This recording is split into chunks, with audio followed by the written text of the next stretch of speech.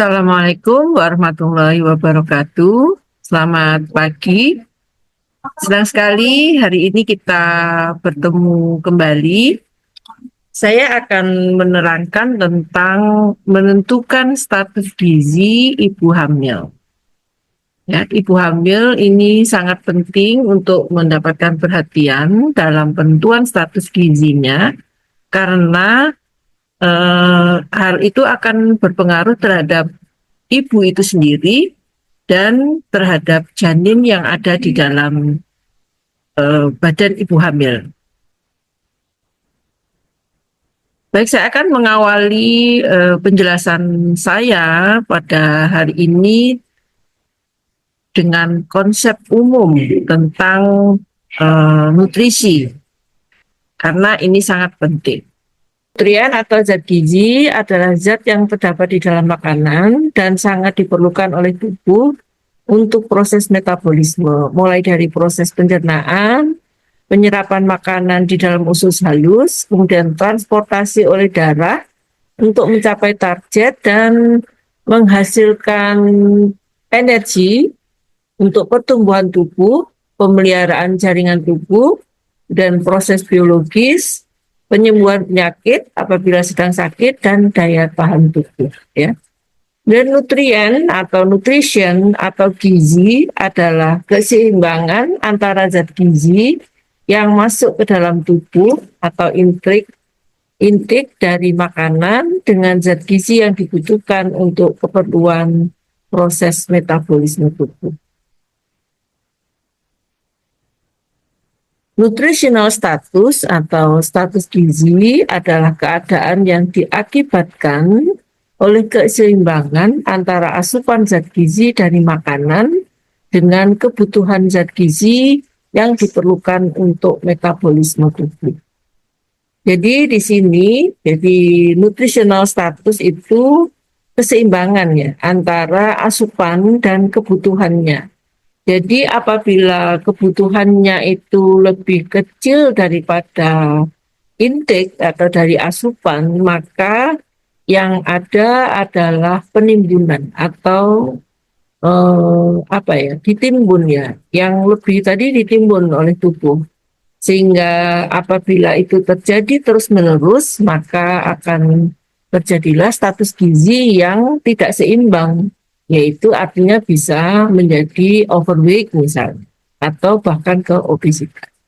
Tetapi sebaliknya, apabila keseimbangan itu negatif, artinya kebutuhannya lebih besar dibandingkan asupan yang ada, maka akan terjadi keseimbangan negatif yang akan menyebabkan terjadinya kekurangan gizi. Ya, di sini bisa menjadi wasting, ya, bisa bahkan menjadi stunting apabila itu menyebabkan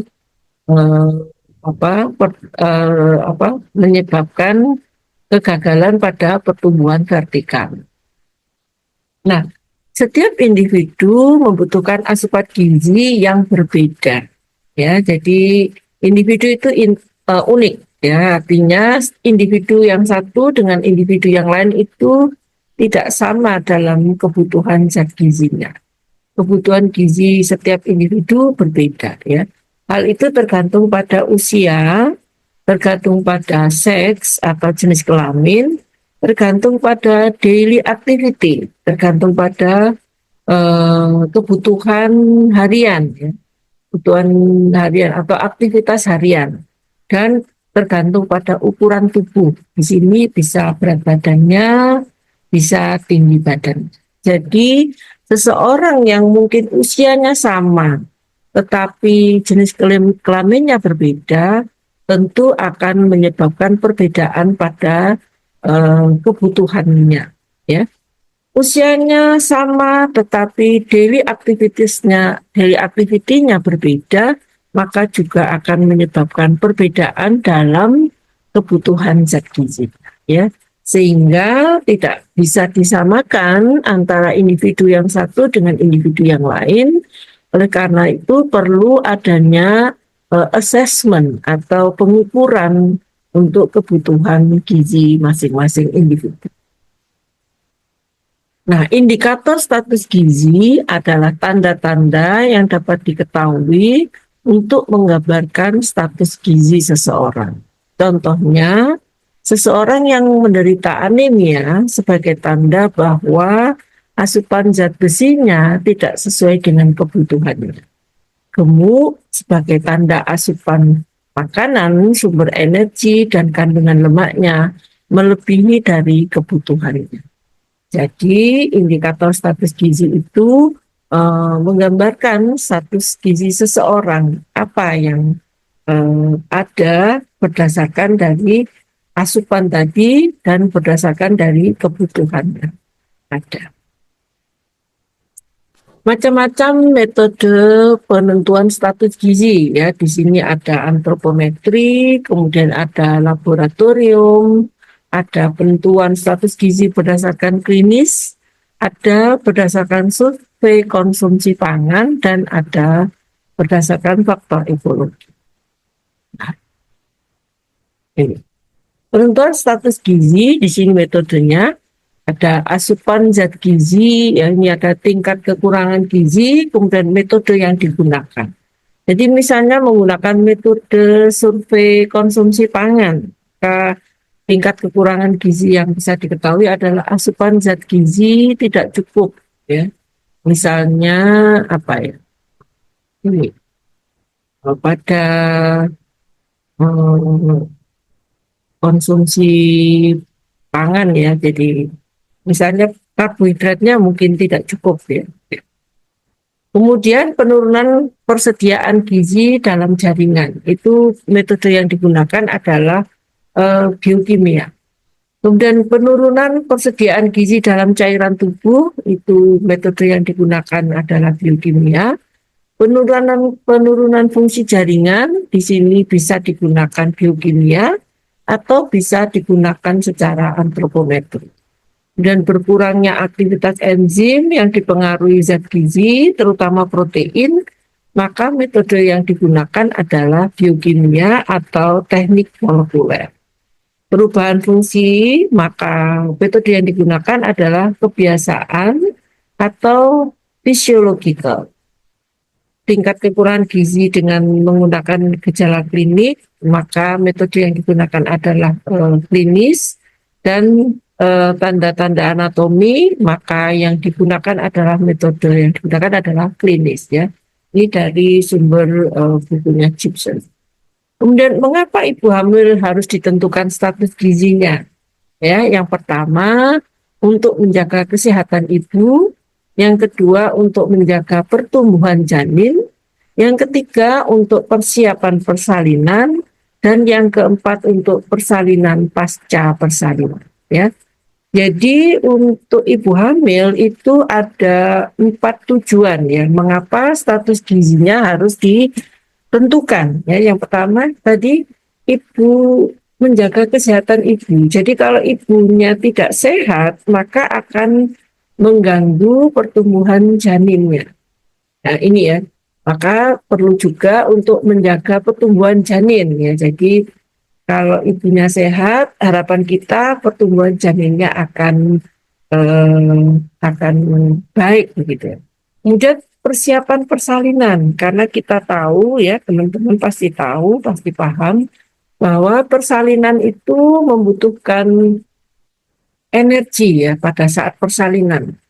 Ya, ada kalanya orang ketika persalinan itu tidak siap, gizinya tidak cukup ya, sehingga akan mengalami kesulitan pada saat persalinan.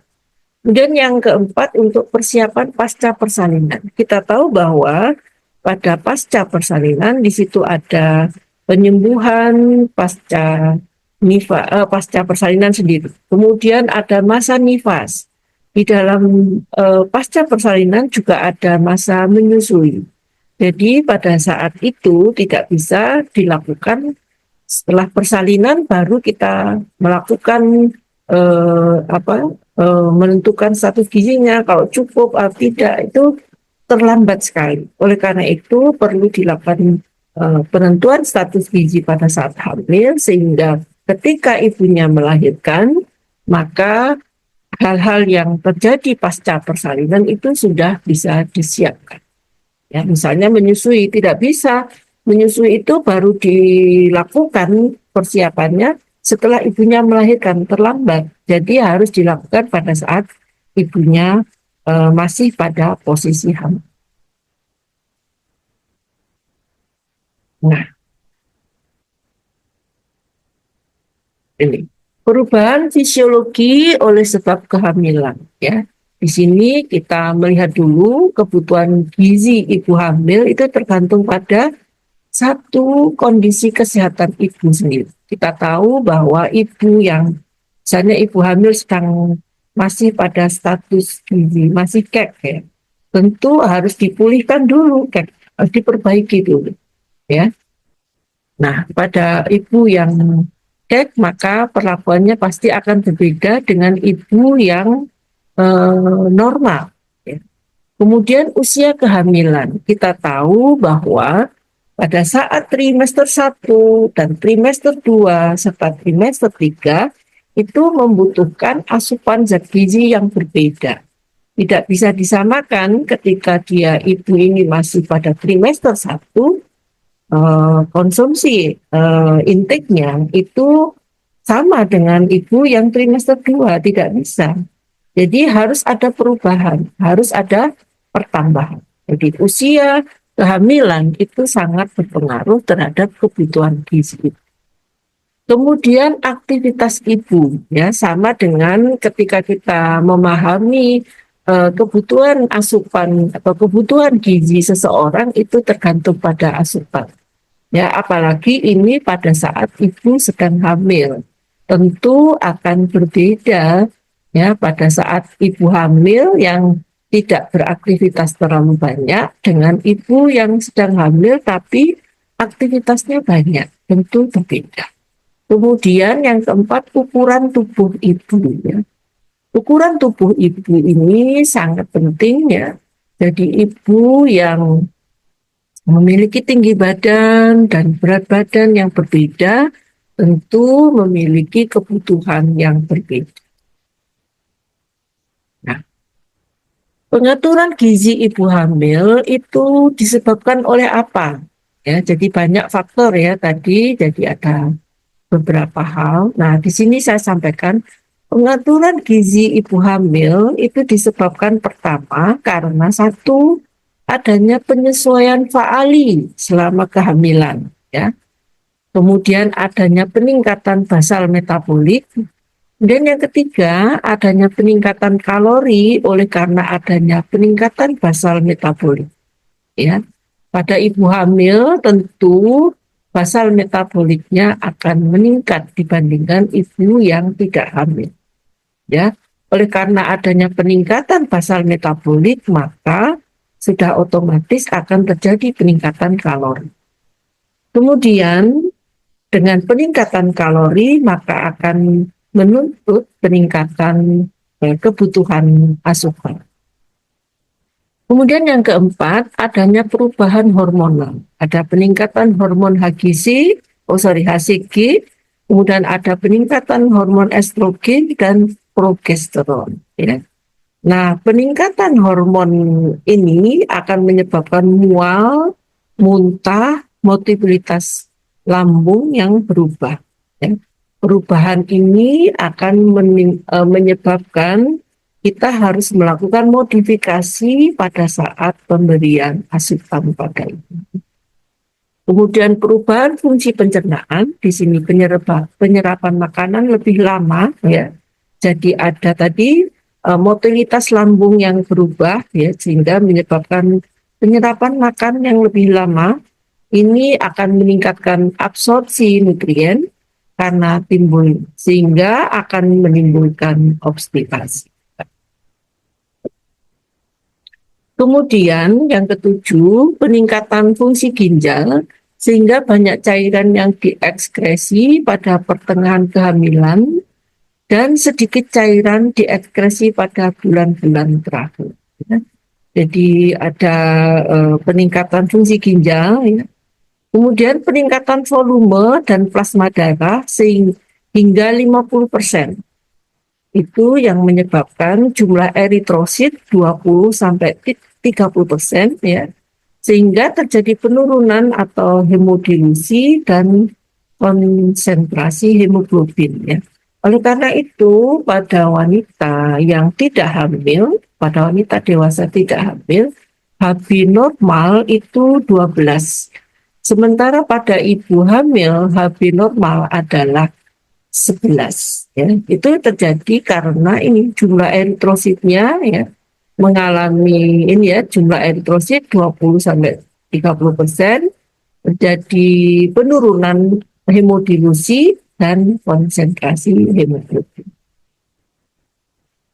Nah, apa tujuan diet pada ibu hamil? Itu pertama, pertumbuhan janin. Jadi seperti tadi pada awal slide saya mengatakan untuk kesehatan ibu hamil. Kemudian untuk ibu hamilnya sendiri, untuk pertumbuhan janin, Pak. Ya, nah pertumbuhan janin di sini karena ada perkembangan embrio. Selain perkembangan embrio, ada pembentukan plasenta. Dan plasenta dan embrio ini akan berkembang terus sampai pada nanti dilahirkan. Kemudian pembentukan organ-organ utama, ya, jadi jantung, hepar, dan lain sebagainya. Kemudian pembentukan organ pendukung, ya.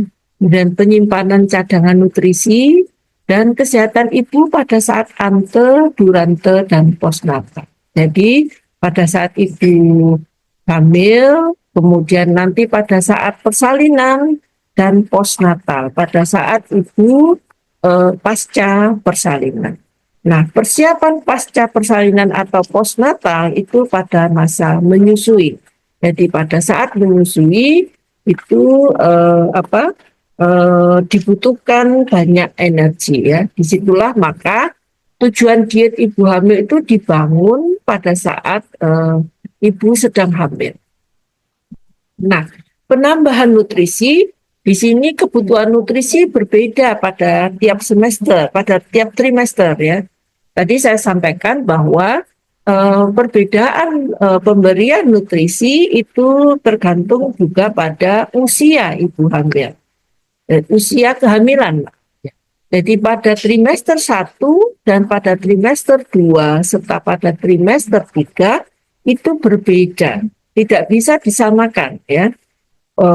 Intake atau konsumsi ibu hamil pada trimester 1 tentu berbeda dengan intake atau konsumsi ibu hamil trimester 2, demikian juga pada trimester 3. Jadi harus dibedakan ya. Oleh karena itu nanti teman-teman pada saat melakukan pengawasan atau ini pada ibu hamil, maka yang pertama harus ditanyakan adalah sedang hamil pada trimester berapa? Trimester 1, trimester 2, atau trimester 3 ya. Nah, kebutuhan energi pada trimester 1 itu seperti AKG, kemudian ditambah dengan 180 kilokalori dari AKG ya. Kebutuhan energi pada trimester 2 dan 3 ditambah 300, jadi lebih banyak dari trimester 1 ya. Di trimester 2, trimester 3 itu trimester 2 dan 3 lebih banyak ya asupan energi. Protein ya, kebutuhan protein 10-15% dari total energi atau sesuai AKG ditambah dengan 17 gram per hari selama kehamilan. Ya, protein ini sangat penting pertama untuk pertumbuhan jaringan ya, pertumbuhan jaringan, karena apabila kebutuhan protein ini tidak tercapai maka pertumbuhan jaringan pada bayi akan terganggu, pada janin, Pak. Kemudian lemak ya, lemak di sini 20-25% dari total energi. Dan karbohidrat ini ada 50-60% dari total energi. Dan yang selanjutnya dipenuhi dari makro dan mikronutrien. Jadi makronutrien itu apa? pada karbohidrat, protein dan lemak ya. Jadi sangat penting ya memenuhi kebutuhan energi dari lemaknya, dari karbohidratnya, dari proteinnya. Dan yang terpenting pada ibu hamil adalah adanya penambahan protein 17 gram per hari selama kehamilan. Kenaikan berat badan pada ibu hamil ini juga sangat penting untuk diperhatikan karena weight gain dari beberapa penelitian mengindikasikan adanya hubungan antara weight gain atau pertambahan berat badan ibu hamil dengan besarnya atau berat badan bayi lahir ya. Nah, di sini dikatakan trimester 1 itu cukup 0,2 sampai 0,3 kilogram saja per minggu. Ya. Jadi kalau zaman dulu kita melihat, jadi selama kehamilan itu kenaikan berat badannya 10 sampai 12 kilo begitu. Atau 10 sampai 14 kilo. Nah, itu boleh-boleh saja ya, tetapi harus diperhatikan status gizi ibu pada awal ya. Saya lanjutkan. Trimester 2 itu diharapkan ada penambahan 0,45 kg per minggu dan pada trimester 3 0,4 kg per minggu. Jadi selama kehamilan ini orang normal, jadi ibu hamil dengan status gizi normal pada awal kehamilannya itu diharapkan akan naik 8 sampai 10 kg. Tetapi ini tidak bisa disamakan antara masing-masing individu. Jika ibu masih dalam kondisi kek, tentu kenaikan berat badannya jauh lebih besar daripada itu. Demikian juga ketika ibu itu adalah ibu yang obesitas atau ibu yang overweight, maka selama kehamilan itu kenaikan berat badannya tidak bisa disamakan dengan ibu. Ya. Di sini dikatakan penambahan berat badan terutama karena berat badan janin, kemudian cairan amnion, kemudian plasenta, kemudian cadangan lemak ibu, dan peningkatan ukuran payudara. Ini sangat penting ya. Kemudian faktor yang mempengaruhi diet ya, diet ibu hamil. Yang pertama trimester 1. Trimester 1 karena tadi sudah saya sampaikan ada perubahan hormonal, maka sering terjadi pada trimester 1 ini terjadi mual dan muntah. Ya, mual dan muntah, sehingga perlu dilakukan modifikasi pada pemberian makanan pada ibu hamil. Ya, misalnya dilakukan pemberian makanan secara modifikasi dengan cara dibuat lebih lunak, ya, misalnya atau bahkan lebih cair, gitu ya. Dan dalam porsi yang kecil tetapi sering. Ya, sehingga sampai terpenuhi kebutuhan yang dianjurkan. Kemudian pada trimester 3 biasanya terjadi nyeri ulu hati, kemudian ada stres dan ada cemas ya. Di sini ini juga perlu dilakukan modifikasi ya. Sehingga pada saat stres dan cemas biasanya ibu hamil di trimester 3 mengalami nyeri ulu hati, stres, cemas karena dia berpikir bagaimana ya janin saya ini, apakah dia lahir, apakah dia kondisi normal, apakah dia kondisi tidak normal, apakah dia nanti lahir selamat, atau bagaimana. Itu banyak terjadi stres dan cemas pada ibu hamil di trimester 3. Oleh karena itu perlu juga modifikasi pada saat pemberian makan, itu sangat penting. Kemudian faktor diet yang juga akan berpengaruh pada postpartum ya, pada setelah persalinan itu akan terjadi kelelahan, kemudian ada upaya-upaya untuk menurunkan berat badan ya, terutama pada ibu hamil yang masih muda begitu, yang masih masih mementingkan penampilan tubuh, maka ada kecenderungan untuk usaha menurunkan berat badan ya. Ya, jadi ada kelelahan juga pada setelah melahirkan, ada kelelahan ya tentu saja karena pada saat partus itu terjadi pengeluaran energi yang banyak ya, sehingga postpartum biasanya terjadi kelelahan.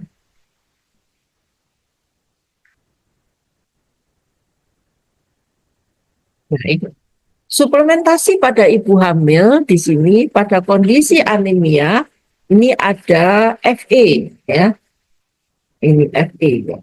FE ini dibutuhkan 30 miligram setara dengan 150 sulfasferosus per hari ya. Kemudian ada folic acid ya. Ada folic acid di sini 400 mikrogram atau 0,4 miligram. Multi mikronutrien ya, di sini mengandung 15 jenis vitamin dan mineral yang paling penting untuk ibu hamil, diantaranya vitamin A, vitamin E, vitamin D, vitamin B1, B2, niacin, tiamin, tadi, vitamin B6, B12, asam folat dan vitamin C. Kemudian mineralnya bisa Fe, zinc, tembaga, selenium dan iod ya. Jadi ini sangat penting. Nah, kriteria anemia di sini kadar hemoglobin menurut WHO dikatakan ringan sekali bila Hb 10 gram per desiliter sampai batas normal. Batas normalnya berapa? Batas normalnya 11 ya. Atau ringan ya, tadi ringan sekali dan ini anemia ringan Hb 8 gram sampai gram per desiliter sampai 9,9 gram per desiliter. Anemi sedang Hb 6 gram per desiliter sampai 7,9 gram per desiliter dan anemi berat itu Hb kurang dari 6 gram per desiliter. Ini menurut WHO. Sedang menurut Departemen Kesehatan, ya Departemen Kesehatan menetapkan derajat anemia sebagai berikut: ringan sekali bila Hb 11 gram per desiliter sampai batas normal. Batas normalnya sebenarnya 11 gram ya. Kemudian ringan apabila 8 gram per desiliter sampai 11. Kemudian sedang jika Hb-nya 5 gram sampai 8 gram per desiliter. Dan anemi berat jika Hb-nya 5 gram per desiliter. Nah, diet ibu hamil dengan kasus tertentu. Ibu hamil dengan hiperemesis gravidarum di sini terjadi pada awal kehamilan ya, sampai usia kehamilan 20 minggu ya. Ini menurut Persagi dan Asdi tahun 2014. Kemudian prevalensinya 50% dari ibu hamil memiliki ciri hiperemesis gravidarum ya. Adanya muntah yang berlebihan ya, excessive vomiting ya, nggak mau ini ya, excessive emitting, kemudian kehilangan berat badan ya sampai lebih dari 5 gram, berat 5% dari berat badan sebelum hamil. Kemudian yang ketiga terjadi gangguan keseimbangan cairan dan elektrolit ya. Jadi pada saat hiperemesis ya, hiperemesis gravidarum ini perlu diwaspadai pertama tadi karena adanya perubahan hormonal ya, sehingga akan terjadi ya. Prevalensinya lumayan besar di Indonesia, yaitu 50% dari ibu hamil. Penyebab dari hiperemesis gravidarum ini multifaktor ya, ada faktor psikososial dan ada faktor lingkungan ya. Faktor psikososial itu bisa disebabkan karena apa? Psikologis ya, artinya begini, kalau hamil tidak mual muntah kok rasanya kurang afdol gitu. Nah, Ada faktor psikososial, jadi faktor lingkungan juga demikian. Nah, teman-teman saya itu kalau hamil ya mual muntah. Kenapa saya hamil kok enggak mual muntah gitu ya? Nah ini, katakan bahwa hiperemesis gravidarum ini penyebabnya adalah multifaktor.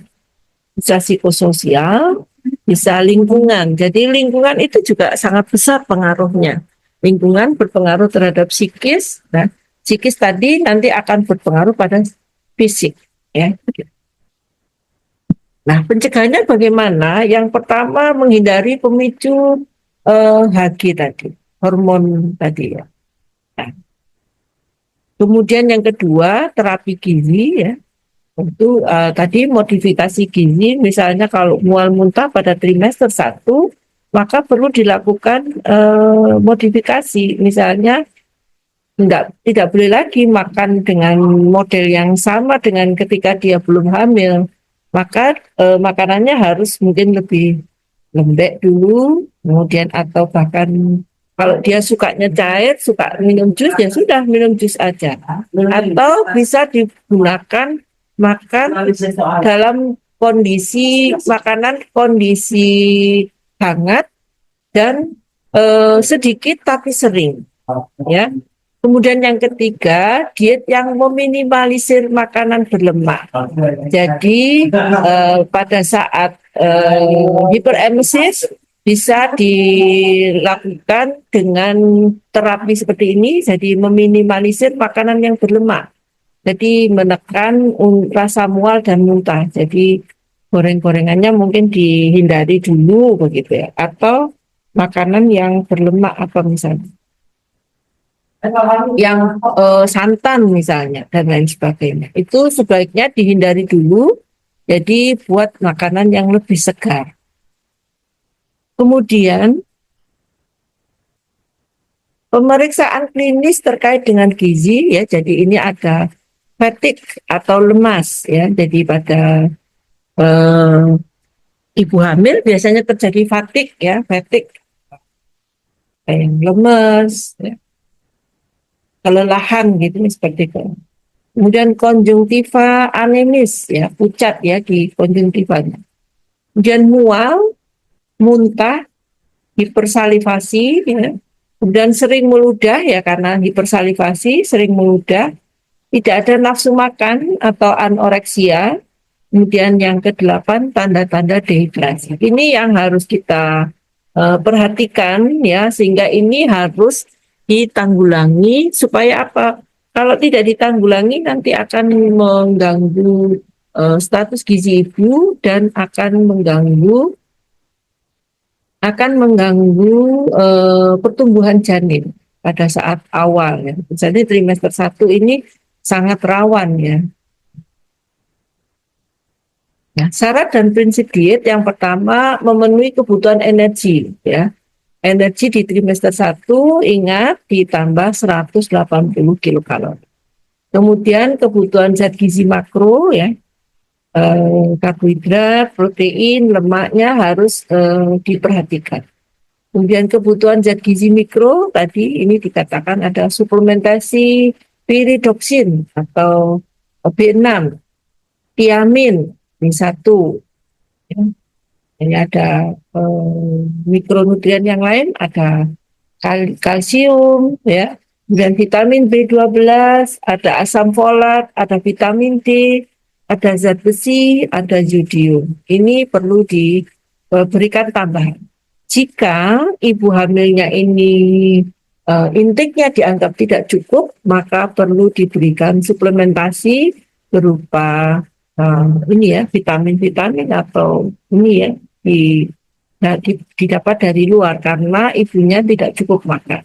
Tetapi kalau ibunya dirasa intake-nya cukup ya, mungkin juga tidak perlu ya. Tetapi biasanya karena pada saat ibu hamil ini biasanya banyak mengalami kesulitan untuk memenuhi kebutuhan asupan makannya, maka ada baiknya ibu hamil itu diberikan suplemen, baik itu vitamin maupun mineral.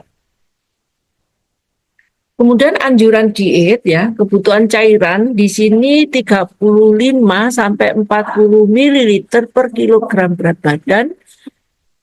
Tapi ingat di sini adalah berat badan sebelum hamil ya, bukan berat badan pada saat hamil. Oleh karena itu sangat penting kita menanyakan berat badan sebelum hamil berapa Bu, begitu. Itu perlu ya. Jadi kebutuhan cairannya 35 sampai 40 ml per hari. Ya, ingat bahwa di sini kilogram berat badannya adalah berat badan sebelum hamil. Modifikasi pemberian baik waktunya maupun jenis atau variasi cairan. Jadi perlu dilakukan modifikasi. Misalnya kalau dulu tidak suka minum tidak suka banyak minum ya harus ditambah minumnya. Apabila tidak suka banyak minum air ya coba makan makanan yang berkuah ya. Makan makanan yang berkuah mungkin akan membantu ya. Kalau misalnya dia nggak suka minum air putih, mungkin bisa ditambahkan dengan jus. Jusnya saya ingatkan, bukan jus yang dibeli, karena jus yang dibeli biasanya ditambahkan dengan gula yang banyak, ya, sehingga gula yang banyak ini akan berakibat buruk, ya, terhadap ibu, ya, karena penambahan gula yang banyak akan menyebabkan nanti ibunya berat badannya akan bertambah lebih banyak ya. Jadi karena kebutuhan cairannya bertambah maka perlu dilakukan modifikasi baik waktunya, misalnya pagi hari minum dululah ditambah, nanti siang lagi ditambah ya gitu misalnya. Atau kalau tidak bisa minum air putih maka boleh dibuat jus misalnya. Tapi selalu ingat jusnya lebih baik jus yang buat sendiri. Ya, bukan jus yang beli. Jadi karena kalau beli yang di orang tukang jus itu biasanya ditambah dengan gula yang banyak. Kemudian anjuran makan pada porsi kecil tapi sering. Nah ini ya selalu saya sampaikan tadi bahwa porsi kecil sering, khususnya apabila bisa disediakan dalam posisi hangat lebih baik ya. Jadi biasanya ibu hamil terutama pada trimester 1 itu mengalami kesulitan untuk memenuhi kebutuhannya karena adanya perubahan hormonal tadi sehingga terjadi mual, muntah yang berlebih atau hiperemesis gravidarum, maka perlu dilakukan modifikasi pada asupan ya, baik itu pada waktunya maupun jenisnya ya. Jadi selalu saya memberikan arahan ya, berikan makanan porsi kecil tetapi sering, dan yang kedua bisa pilih makanan yang berkuah. Kenapa? Karena tadi kebutuhan cairannya meningkat ya. Kemudian yang ketiga mungkin bisa dipilih makanan yang paling disukai. Apa yang disukai? Ya. Karena biasanya kalau kita suka maka akan lebih banyak ya gitu. Dan yang ketiga, jika per oral tidak adekuat maka disarankan untuk pemberian makanan bentuk cair, bisa enteral nutrition atau NGT tapi ini dilakukan oleh tenaga kesehatan ya tentu saja ya. Jadi tidak bisa dianjurkan pada ibu hamil. Jadi kalau ibu hamilnya mengalami kesulitan dilakukan per oral ya boleh Anda para bidan atau ahli gizi nanti yang akan membantu untuk pemberian makanan bentuk cair. Ya, pada kondisi dehidrasi berat dianjurkan untuk pemberian cairan intravena, elektrolit ya, dan vitamin B6 dan B1. Tentu juga ini dilakukan oleh tenaga kesehatan. Jadi Anda sarankan kepada ibu hamilnya kalau ini segera datang ya Bu ke bidan gitu ya, atau segera datang ke puskesmas sehingga segera dilakukan penanganan apabila terjadi kondisi dehidrasi berat. Saya kira teman-teman sudah pinter ya bagaimana kondisi dehidrasi itu sudah berbiasa, apalagi ini dehidrasi berat. Jadi turgor kulit itu akan terlihat ya. Jadi saya kira teman-teman sudah paham. Kemudian hal yang harus dihindari, yang pertama, hindari penggunaan bumbu yang merangsang. Ya. Di sini kalau di dalam teorinya dikatakan bawang merah, bawang putih, bawang bombay ini merangsang. Tetapi kalau orang Indonesia biasanya makanannya ya ada bawang merah, bawang putih begitu ya. Nah, ini kalau dari teks yang dari luar negeri itu biasanya bawang merah, bawang putih, bawang bombay ini diminta untuk dihindari karena dianggap merangsang. Kemudian kopi ya, hindari dulu kopi ya. Nah, saya sering melihat dari teman-teman yang di Indonesia Timur begitu ya. Kopi ini biasa mereka konsumsi ya. Nah, jadi mungkin bisa diminta untuk kalau stop mungkin susah ya kurangi aja gitu ya. Kemudian teh, kenapa teh harus dihindari? Karena teh ini menyebabkan penyerapan Fe akan berkurang, ya. Sehingga pada ibu hamil kita harapkan untuk menghindari dulu teh. Nah, di beberapa daerah di Indonesia itu teh itu kalau tidak pekat tidak afdol gitu ya. Tidak pas kalau tehnya tidak pekat ya. Kalau di Indonesia, kalau di Jawa tehnya nggak pas kalau nggak manis. Kalau Jawa Barat tehnya tawar. Ya. Mungkin di tempat lain tehnya pekat begitu ya. Nah, itu. Alkohol juga harus dihindari pada ibu hamil. Dan hindari makanan yang berpengawet, berwarna dan berpenyedap. Ya. Nah, ini apabila tidak bisa tidak bisa stop, maka kurangi gitu ya. Ada kalanya kalau sudah terbiasa dengan penyedap itu, kalau nggak ada penyedapnya mungkin nanti malah nggak makan gitu. Nah, itu perlu diatur begitu ya penggunaannya. Jadi penyedap ini sebetulnya bisa diganti dengan garam dan gula. Jadi antara garam dan gula itu bisa ditambahkan sedikit. Tentu teman-teman harus ingat ketika kuliah saya yang kemarin itu garam dan gula itu harus dibatasi di dalam tumpeng gizi seimbang ya. Nah, ini apalagi penyedap. Tetapi tentu kita harus berpikir ulang ketika ini makanannya tidak enak, hambar.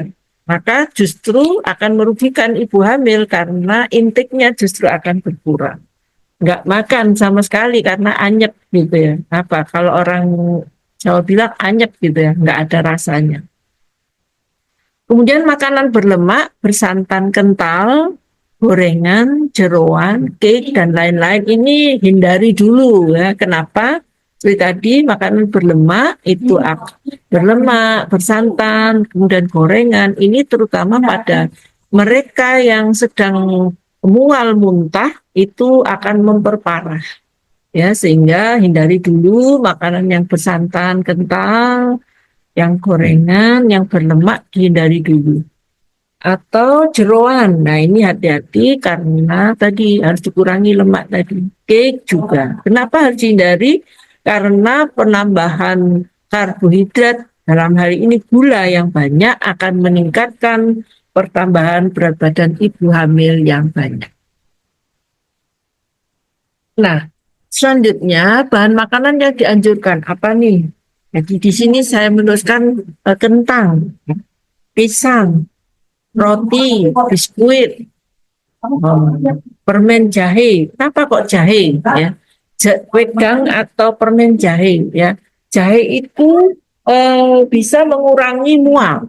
Ya, wafer vanila bisa ini kan. Oatmeal, serealia, buah pir, bubur nasi. Ya, ini bisa dianjurkan.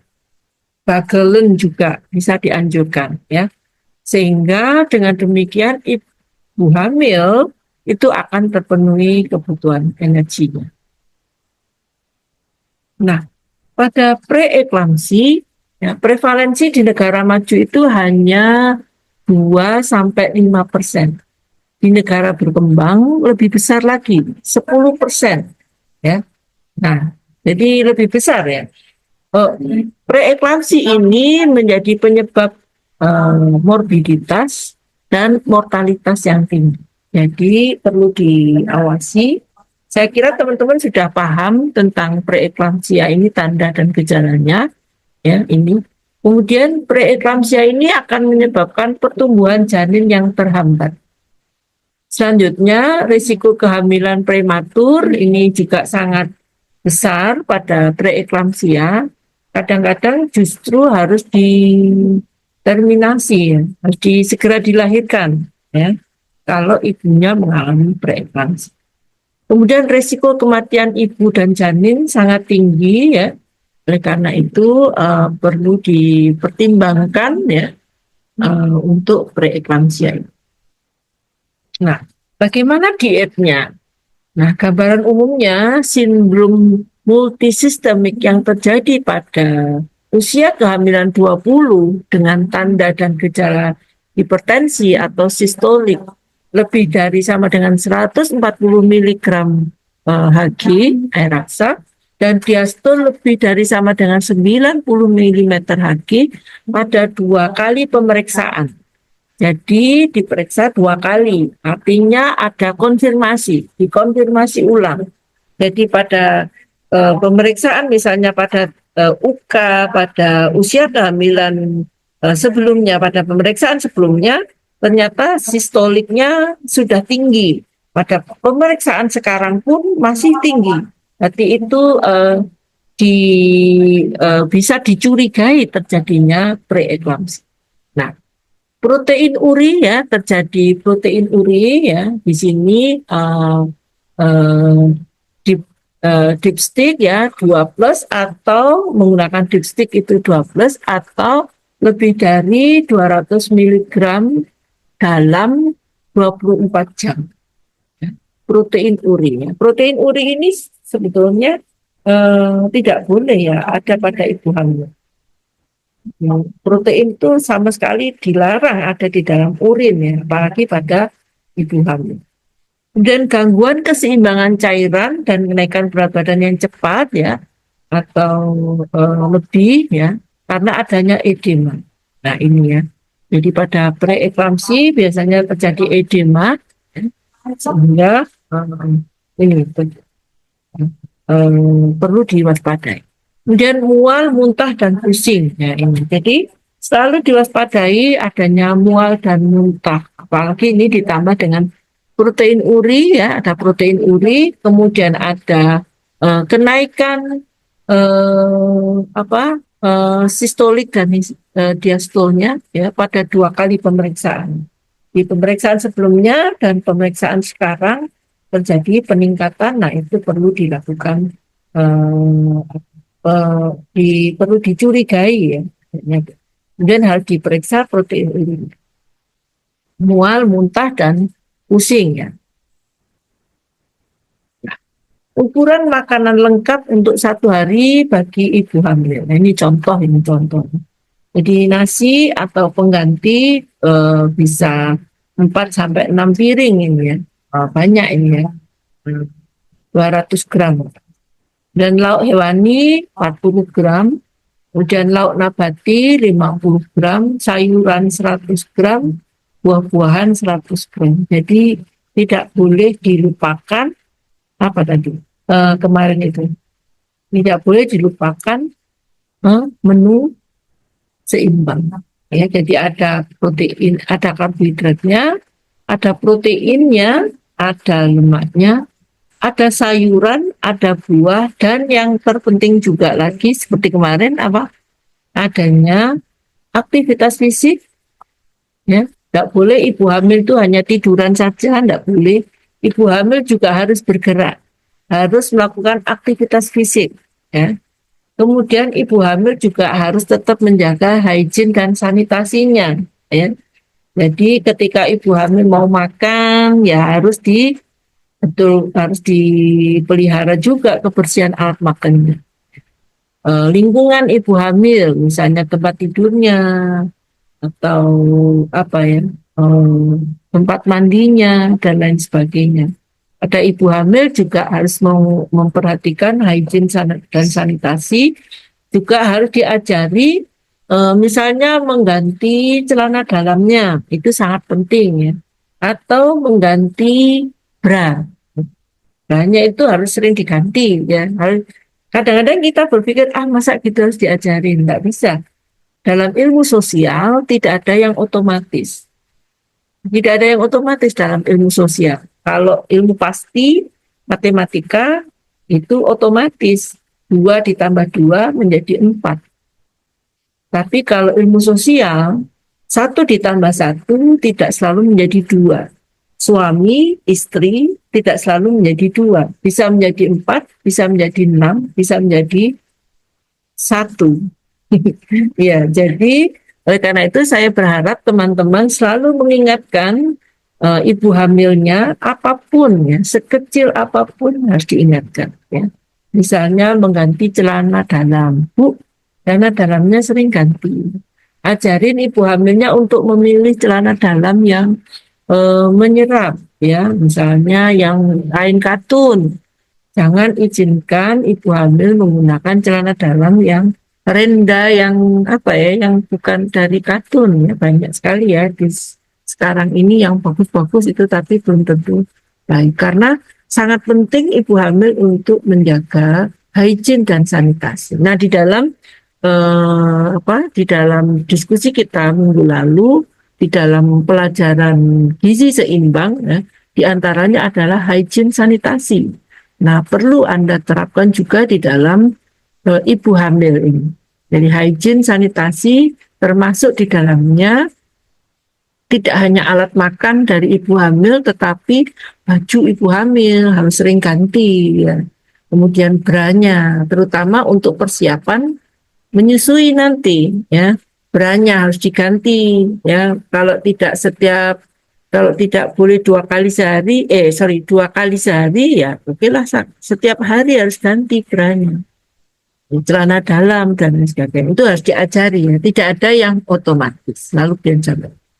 Nah, menu makan ibu hamil persajian ini nasi 20 gram, 200 gram ini. Contoh ini ya, contoh menu. Ditambah dengan lauk hewani ya 40 gram. Nah, ini. Kemudian lauk nabati.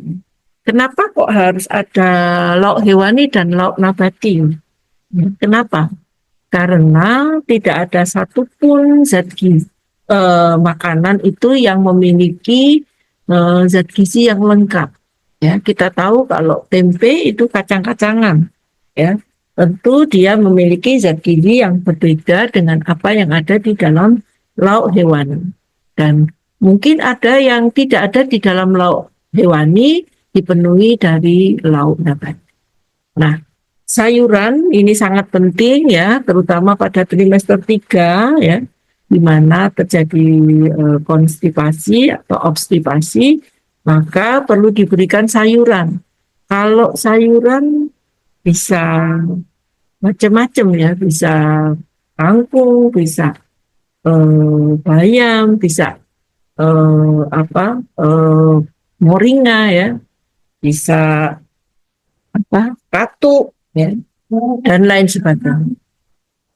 Ada buah juga di sini 100 gram, buah 1/4 potong sedang ya, itu contohnya.